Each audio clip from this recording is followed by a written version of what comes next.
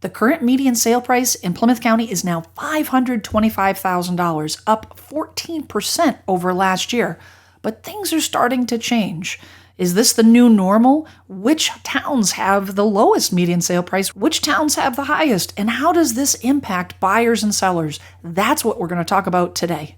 I'm Jen Sylvester, your local real estate agent here in America's hometown, Plymouth, Massachusetts, and my clients are constantly asking me that question. Is it a good time to buy? Is it a good time to sell? Is the market going to crash? What's going to happen over the next 3 to 4 years? Now, right now, the talk is all about the recession. When is the recession coming? Are we in a recession currently? And how does that affect the housing market? What we do know is that despite this talk of recession, despite the interest rates going up considerably over the last 2, 3, 4 months, the inventory is still low and values are continuing to rise. And as those values rise, buyers will start migrating from different towns to try to figure out if there's a better value in one town over another. Will your dollar go a little further in another town versus the town that you're looking in? Now, it wasn't too long ago that median sale price was under $400,000. Unfortunately, times have changed, and those days are long gone in our rearview mirror. What the hell sound is that? So the market is definitely shifting. Over the last 2-3 weeks, we have seen some subtle changes, more inventory coming on the market, fewer offers, still over asking, but not as inflated with their offers. And if we take a look at what the inventory is and what the stats show on where the market is, you can see that there's actually, we look at the number of listing units, and this is encouraging. If we look at where we're at as of today for all of Plymouth County, there's 526 homes on the market currently. That's up 32% over last year this time. It wasn't too long ago that was flipped, which is a really, really, really good sign. The other thing that I want to look at is the number of listings taken. If we look at the number of listings that have come on the market, that number is still down. So when we have more listings on the market, but the number of listings coming on the market is lower, that means that listings are staying on the market a little bit longer. Now, if we look at where we are now, 526 homes on the market for all of Plymouth County compared to a month ago there were 331 homes on the market. That's a big difference. Now, that doesn't mean that all of a sudden homes are going to be selling below asking price, that homes are going to be staying on the market for longer.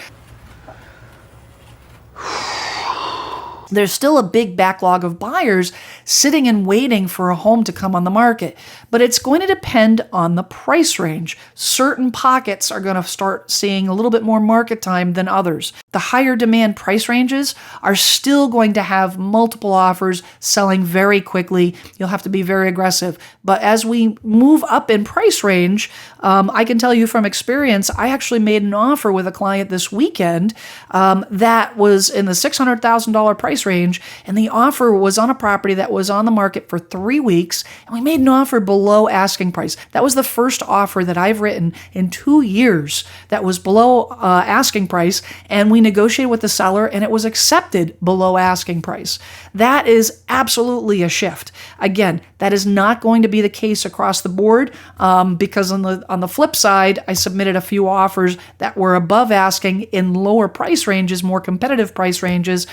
We narrowly won the bids with those offers, and they were significantly over asking, but it was a different price range. So it's something that we'll have to keep an eye on as we go, but that is just the sign of a gradual shift that we're probably going to continue seeing over the next few months. So where are the best values in Plymouth County, and how far will your dollar go? So I'm going to look at 4 different areas on the median sale price and what you can buy in those areas for that median sale price. Plymouth, Scituate, Bridgewater, and Wareham. So if we start with Plymouth, the median sale price right now is $540,450, up 16.6% over last year. These are first quarter numbers. Full disclosure, the second quarter numbers were still in the second quarter, so those numbers aren't out yet. But as of first quarter, the median sale price was $540,000. So what can you get for $540,000 roughly in the town of Plymouth? If we looked at a property down in the South Plymouth area. And Plymouth varies. It's a very, very large town. So the values vary depending on where you are. So if we start on the southern part of the town, this property, 2 Kim Circle, sold in May, $520,000. It was on the market for $478,000. Sold very quickly, 2 weeks. This is in the Ponds of Plymouth. It's a 3-bedroom, 2-bath, no garage, 2,400 square feet total. It does have a finished lower level, so it's under 1,500 square feet on the main living level.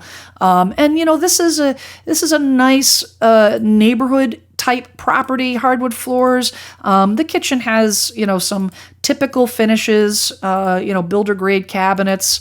I would have loved to see some better pictures on this listing, but that's neither here nor there. Laminate countertops.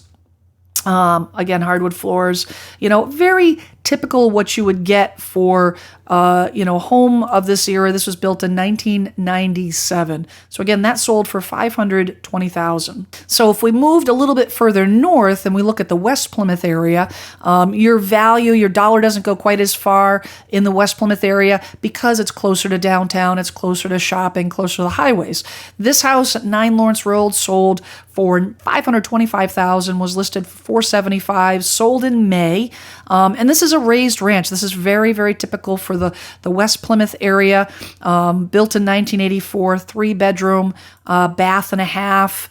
Nice neighborhood, nice finishes, needs some landscaping. But again, looks like it has laminate flooring as opposed to hardwood flooring. Nice kitchen, upgraded kitchen. So again, that one sold for $525,000. It was on a large lot, 4 acres, but that's in a neighborhood that's not subdividable typically at 4 acres. When you're dealing with that purchase price, the price will be higher if it can be subdivided. But that's going to be 1,750 square feet total, including the lower level. Now, if we look at the Chiltonville area, now Chiltonville tends to be the most priciest area in the town of Plymouth, primarily because of where it's located right near the hospital, close to Plymouth Beach.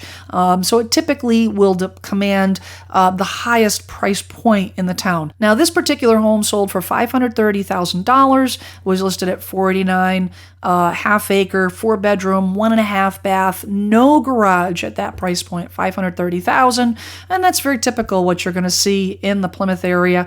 For that price point, especially close to the downtown area, this for $530,000 in Chiltonville, you're going to get an original kitchen, dated kitchen. This is a nice addition doing the island and whatnot, but you're not going to get updated kitchen countertops, kitchen cabinets, at that price point, especially for this size home. Hardwood floors, and it's in a very residential, walkable neighborhood. So you've got some updated windows, and this one does have a nice family room, sunroom off the back, which is a nice addition. But $530,000 is what that sold for in the Chiltonville area, 29 Langford Road. Now, if we head north up to Scituate, another coastal town, but further north, closer to Boston, typically values go up as you go up Route 3, closer to the city. This is a coastal community, so the values are going to be even a little bit higher than, say, your Hanover areas. The median sale price for Scituate, again, first quarter, is $890,000. That was up 24.9% over the previous quarter. So quite a big jump in value. And I know that there's been a lot of demand for the town of Scituate. Inventory has been exceptionally low in that town. So $890,000. So let's take a look at what you can get for that median sale price. So if we looked at what you can buy for that median sale price, 109 Turner Road is under contract. The list price is $875, 3 bedrooms, bath and a half, no garage, small lot, 1/12 of an acre, and 1,700 plus square feet. This is going to be a beach community, beautiful facade with those double decks, very attractive home, lots of updates in the kitchen, gourmet kitchen, updated appliances, updated countertops, center island, wood floors, new windows, all the amenities, beautiful deck. right near the water. This is a beautiful, classic Scituate home that, you can literally move in, unpack, and enjoy the living by the sea. Now, if you don't want to be near the water, 26 Old Forge, listed at $899 is a great choice. Neighborhood type property, 3 bedrooms, 2.5 baths. 1-car attached garage, larger lot, almost an acre, and 2,300 square feet. The house is built in 1962. Beautiful landscaping. It's completely updated. It's, even though it was built in 1962, you're going to get newer windows, newer doors, updated kitchen, bathrooms. It's got a beautiful sunroom, lower levels finished. This house has a lot going for it. It's got this unique pass-through right here, which I really like. Now, if you don't need to be near the water, you don't necessarily need easy access to Route 3. You may want to check out Bridgewater. Bridgewater's median sale price right now is $514,000. That also is up 21% over last quarter. Now, if we look at what you can get for Bridgewater, 116 South Street sold for $490. It was listed at $475. This is near the downtown area. One of the draws for Bridgewater is definitely Bridgewater State College and the downtown area. This is close to downtown. It's an antique built in 1895. 4 bedrooms, 2 full baths, 1-car garage. It has a little less than a half-acre lot, 2,300 square feet. And it's an antique home. Antique homes definitely require antique buyers. There's always a unique quality with antique homes.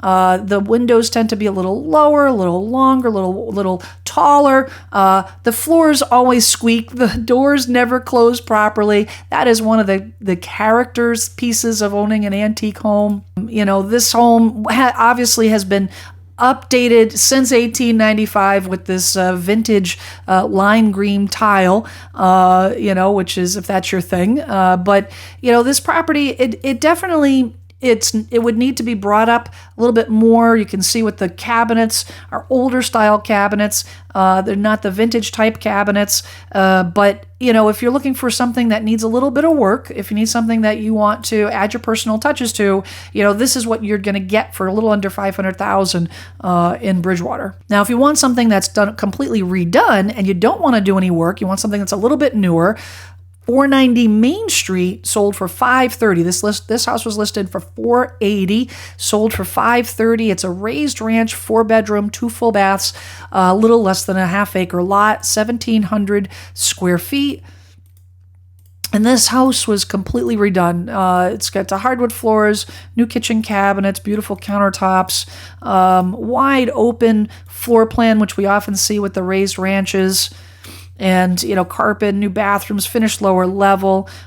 This is most definitely a home you unpack, move right into for $530,000 in Bridgewater. And the last town we're going to look at is Wareham. Wareham's median sale price was $400,000 for the first quarter, up 13.5%.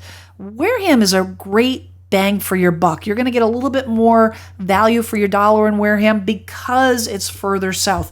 The further you head from the city, from Boston down Route 3, the more your dollar goes. You're going to exchange, more house in exchange for longer drives to the city. The neat thing about Wareham is all of the waterfront property. It has the most waterfront linear footage in the state. So there's a lot of inlets and opportunities for cottages and whatnot. A lot of people use Wareham as a second home destination. Now, if we look at what $400,000 will buy for beachfront community, we look at 30 Elmwood Street that sold for $403. It was on the market for $374.9. That's a 3-bedroom, 2 full bath home, no garage, a small lot, 1/10 of an acre, a little over 1,000 feet. But the big thing is that it's in a beachfront community. So for $403,000, you can get a move-in ready beachfront home. You can see how close you are to the water, walking distance to the water, 3 bedrooms. You can use this as a second home. You can use this as a primary residence, or you can use it as a Airbnb. Lots of different, reasons to own this type of a property. As you can see, it has some of that vintage paneling, which is common. You see that a lot in New England. We look at the kitchen, and it has an updated kitchen, granite countertops, your laundry, a first floor laundry, which is common. A lot of these cottages either don't have a basement, or the basement is only accessible from the outside, or it's a partial basement. So you want to have that laundry accessible. But the big thing is the beach access. Now, if you don't want the beach, if that's not something that you're looking for, you can head out towards the West Wareham area, and for $405,000, you can get a 3-bedroom, 2 full bath ranch, a little bit newer, built in 1976, a little bit larger lot, 1/3 of an acre, completely updated for $405,000. This property, it's going to have a nice open property, nice private backyard there, backs up to the woods, open floor plan, typical with these raised ranches, nice countertops, nice kitchen. That's a move-in ready house for $405,000 in West Wareham. So the market is starting to shift. And how does this impact buyers and sellers? If you're thinking about buying or selling a house, what can you expect? These average home prices, these median home prices that we looked at, those are substantially higher than they were a year ago, 2 years ago. But is that going to continue? And what we're looking at, what we're starting to see is that we're starting to see that gap between what the list price is and what the sale price is starting to shrink. Now, it is going to depend on the price range. As I mentioned earlier, if you're in that price range, that is a highly competitive price range, which is going to vary depending on the town. But if you're in that high demand price range, you're going to continue to see busy open houses, multiple offers, over asking offers. But if you're a little bit higher, you're on the upper end of price, median price range is $515,000, and you're looking at a $700,000 home, you could potentially be looking at a property that you wait 2 weeks, 3 weeks, that price is going to come down a little bit. And that's the big thing. If you see homes that are lingering on the market, the homes that have been on the market 2 weeks, 3 weeks, there's a good chance that you could get at or slightly below asking price for an accepted offer. Now, we still have an inventory issue. We're going to continue to have an inventory issue. And I know I've been banging this drum consistently through this video and previous videos. And, we're watching the trend change. We had less than a month's worth of inventory about a month ago. Now we have a little bit more than a month's worth of inventory. Well, what does that mean in layman's terms?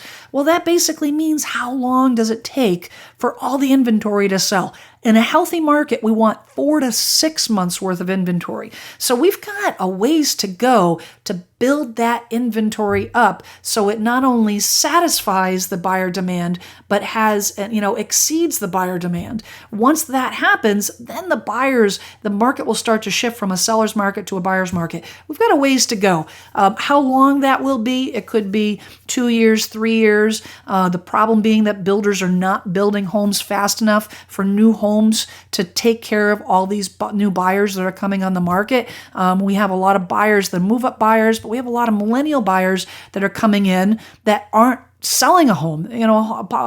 An existing buyer, existing home seller who's selling a home and buying another, it's a lateral move for the market. But the problem is we have all these millennial buyers coming in, and they're not contributing to the inventory. They're just coming in to buy a home, and the only way to offset that is to build new properties, and the builders aren't doing that. And for that reason, we're on that treadmill, we're on that wheel of that cycle of the buyers coming in and inventory being scooped up, and we just can't get ahead. It's starting to shift a little bit as consumer confidence increases. I don't think the interest rates are going to affect it at all. The interest rates haven't affected the situation with the market. The interest rates have gone up on an average from 3%, 3.5% up to over 5%, and the market hasn't skipped a beat. Some buyers have been pushed out of the market, but not enough to impact significantly the number of buyers that are buying in the market right now, and that's going to continue to be a challenge as we go forward. Now, if you are thinking about buying or selling a home, you are going to require patience and resilience. That is going to remain continuously for the next several years. I have a great video about how to sell and buy, some different options depending on what your circumstances are, on moving from your current home and into another, and how you can strategize and make that work. But if you're, regardless of whether you have a house to sell or whether you're getting into this market and you don't have a house to sell, you're going to require patience, resilience, watch the market, stay on top of the information. I will always update my clients to make sure that they understand exactly what they're up against. We look at what's going on with each individual property, and that's the key, is that each property is going to be unique in terms of whether the seller priced the home properly to begin with. If they overpriced it out of the gate, which I'm seeing consistently as this market is changing, a lot of home sellers are getting either bad advice, or they're doing their own thing and not listening to the advice of their agents and putting their home on the market way overpriced. And we're seeing a lot of price changes. We're seeing a lot of price changes because they're pricing it based on what happened a month ago and now what's happening now as the market shifts a little bit. So those are the properties that you keep an eye on as they reduce that price. In a month from now, go in, make an offer, potentially get it at or below asking price. Now, if you're thinking about selling and buying, check out my video on strategies for selling and buying. Thanks for watching, and we'll see you next time.